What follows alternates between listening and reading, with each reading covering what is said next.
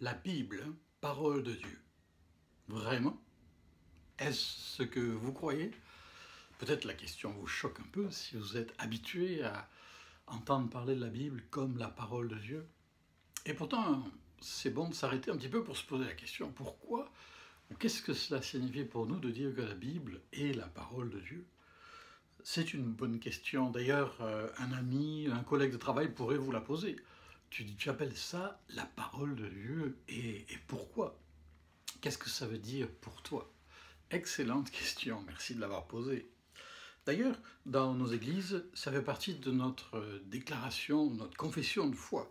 La Bible, à la fois l'Ancien et le Nouveau Testament, est la révélation écrite du caractère de Dieu et de ses desseins de salut pour l'humanité et toute la création. Toute la Bible est véridique et digne de confiance. Elle est l'autorité finale et absolue en matière de foi et de conduite.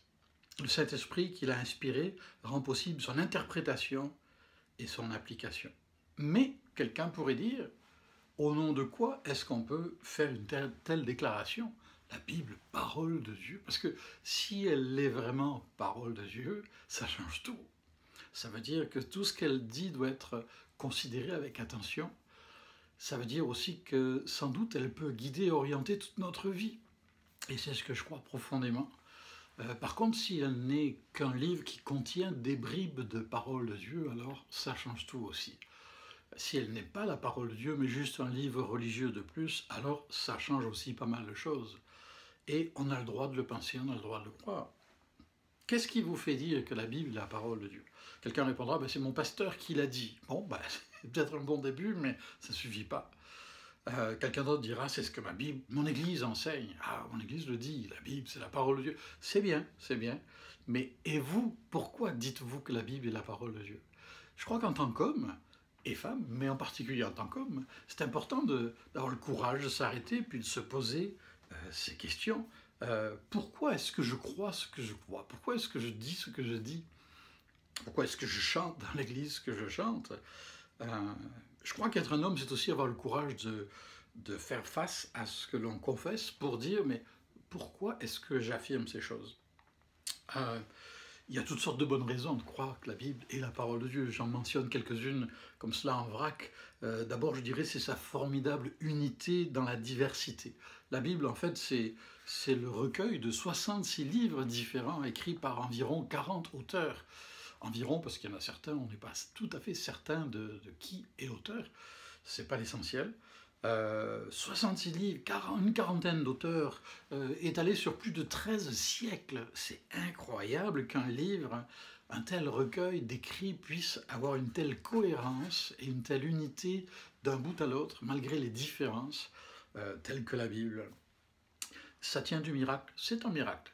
Et puis, dans tout ce livre, de la Genèse à l'Apocalypse, on trouve une formidable progression dans la révélation. Au début, tout est un petit peu, comment dire, peu défini, mais petit à petit les choses se clarifient, avec la prophétie, avec son accomplissement, avec la vie du peuple d'Israël et son incroyable, son formidable cheminement, avec la personne de Jésus-Christ qui en est le point culminant, et puis l'Église. Elle est étonnante, la Bible aussi, dans sa précision prophétique. C'est phénoménal de voir les centaines de choses qui ont été annoncées là et qui se sont accomplies concernant Israël, Jésus et le monde.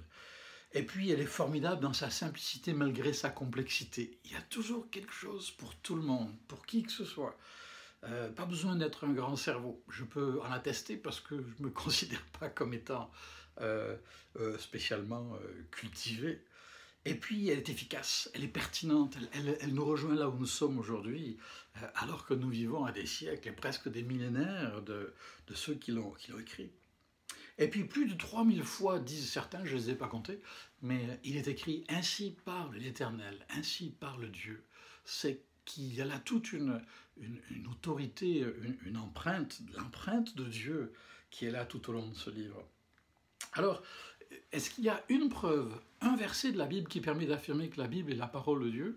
Écoutez, au risque de vous choquer, de vous scandaliser, ma réponse est non. Il n'y a pas un verset qui, si on est intellectuellement honnête, suffit à affirmer, à prouver, à démontrer que la Bible est la parole de Dieu. Mais si je peux me permettre cette image, c'est un petit peu comme un pont. Je pense au pont Champlain, le nouveau pont Champlain à Montréal, un phénomène d'architecture. On me dit qu'il pèse plus de 60 000 tonnes, ça fait quand même un certain poids, et que ces 60 000 tonnes reposent sur 74 piles ou piliers qui sont solidement ancrés dans le fond du fleuve.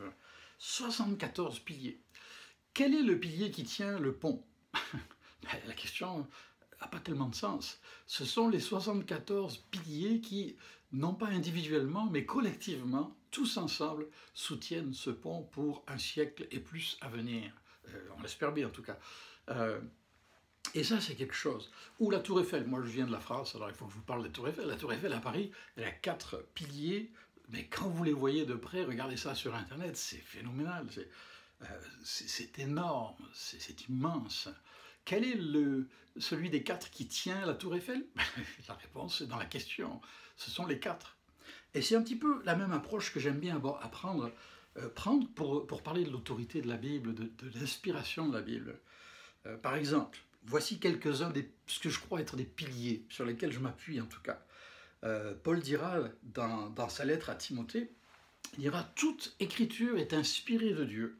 Ça veut dire insufflée, soufflée par Dieu. Et utile pour nous enseigner, nous convaincre, nous corriger, c'est-à-dire nous guider aussi, et pour nous instruire dans la justice, afin que nous soyons formés et équipés pour faire tout ce qui est bon. Toute écriture est inspirée de Dieu. Oui, mais quelqu'un dira, à juste titre, quelle écriture? Quand il écrit ces lignes, le Nouveau Testament n'existe pas encore. En fait, il est très probable que même les évangiles n'ont pas encore été rédigés dans la forme finale quand Paul parle. Alors, quelles sont ces écritures? C'est très clair dans le contexte immédiat de son livre et ailleurs. Les écritures, ce sont les écritures juives, c'est l'Ancien Testament qui était déjà reconnu dans sa forme définitive. Et c'était le fondement, ce sont un petit peu les fondations, si on veut, en dessous des pieds de la Tour Eiffel ou des pieds des piliers du pont Champlain. C'est l'Ancien Testament. Et tout le Nouveau repose là-dessus. Alors la suite, on y viendra plus tard. J'aime aussi beaucoup ce texte du psaume 19 qui dit « La loi de l'Éternel est parfaite, elle donne du réconfort. Le témoignage de l'Éternel est vrai, il rend sage celui qui manque d'expérience, c'est-à-dire vous et moi. Les décrets de l'Éternel sont droits, ils réjouissent le cœur. Les commandements de l'Éternel sont clairs, ils éclairent la vue. La crainte de l'Éternel est pure, elle subsiste pour toujours, etc. » J'aime pas dire etc. parce que c'est la Bible, on devrait continuer, mais... Ailleurs, il est dit « Chaque parole de Dieu est entièrement fiable. » C'est intéressant par rapport à toutes les paroles des hommes qui sont tellement friables. La parole de Dieu, la Bible, est fiable. Ça veut dire testée et raffinée comme l'argent. Jésus dira des siècles plus tard, dans Matthieu 24, « Le ciel et la terre passeront, mais mes paroles ne passeront pas. » Ce que Jésus nous dit dans la Bible, mais aussi tout ce qui est rapporté autour de lui par les apôtres, les prophètes, est fiable, ne passera pas. Intéressant de voir que le jour où Jésus s'est révélé à 2 disciples qui étaient un petit peu paumés, là, après la mort de Jésus, ils étaient complètement désemparés comme on l'aurait été. Et puis ils ne le savent pas, ils ne réalisent pas, mais c'est Jésus lui-même qui marche avec eux sur le chemin d'Emmaüs, dans Luc 24. Et il est dit que Jésus commença, curieusement, c'est lui, en chair et en os, c'est le cas de le dire, et il leur dit, il se révèle à eux en citant les écrits de Moïse, et continuant par ceux de tous les prophètes, il leur expliqua dans toutes les Écritures ce qui le concernait. Puis il leur dit qu'il fallait que s'accomplisse tout ce qui est écrit de lui dans la loi de Moïse, les prophètes et les psaumes. La loi de Moïse, les prophètes et les psaumes, c'est une expression qui, pour le peuple juif, est très claire. Très claire. Ça veut dire tout l'Ancien Testament. Jésus, de cette manière, valide et authentifie l'autorité de tout l'Ancien Testament. Et puis un peu plus tard, il parlera du Saint-Esprit qui va venir dans Jean 16 en disant que l'Esprit de vérité vous conduira dans toute la vérité. Il ne parlera pas de lui-même, mais il dira tout ce qu'il aura entendu et vous annoncera les choses à venir. Et pour nous, chrétiens, avec le recul du temps, bien sûr, ça veut dire que c'était le gage, la garantie que Jésus nous donnait, que son Esprit, quand il allait venir à la Pentecôte, allait nous donner cette parole précieuse, les évangiles, les épîtres, jusqu'à l'Apocalypse, qui nous parle des choses à venir. Et puis, un autre de ces piliers, c'est l'efficacité de cette parole. C'est l'Épître aux Hébreux qui dit « La parole de Dieu est vivante et efficace, plus tranchante que toute épée à deux tranchants. » Il y a une traduction que j'aime beaucoup qui dit « Plus tranchante qu'un scalpel de chirurgien ». J'aime bien cette image.